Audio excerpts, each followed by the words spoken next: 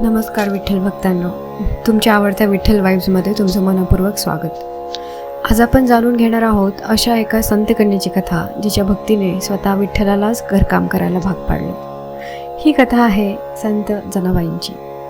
लहान वयातच जनाबाईंच्या आईवडिलांचे निधन झाले. त्यानंतर त्या पंढरपुरात संत नामदेव महाराजांच्या घरी राहू लागल्या.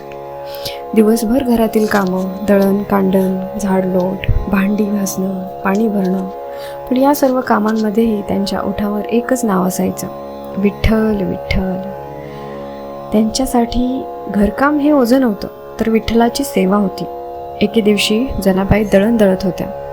रात्र खूप झाली होती, शरीर थकून गेलं होतं, डोळ्यात झोप होती. तेव्हा त्यांनी विठ्ठलाला हळूच हाक मारली, विठू माऊली, मला खूप थकवा आला आहे, आता तूच मदत कर.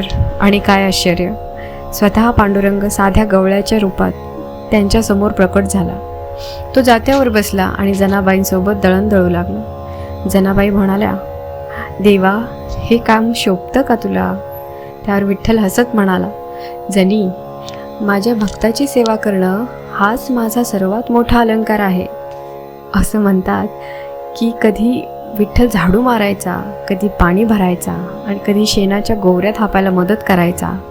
कारण जनाबाईंसाठी विठ्ठल हा केवळ देव नव्हता, तो त्यांचा सखा, साथी आणि कुटुंबातील सदस्य होता. संत जनाबाई अभंगातून म्हणतात, झाडलोट करी जनी, केर भरी चक्रपाणी. म्हणजे जनी झाडलोट करते तर चक्रपाणी विठ्ठल केर उचलतो. भक्तीमध्ये अहंकार नसतो, तिथे फक्त प्रेम असतं. आणि जिथे निष्काम प्रेम असतं तिथे देवाला देखील आपल्या भक्तासाठी धावून यावंच लागतं. आजच्या कथेचा संदेश, कोणतंही काम लहान नसतं.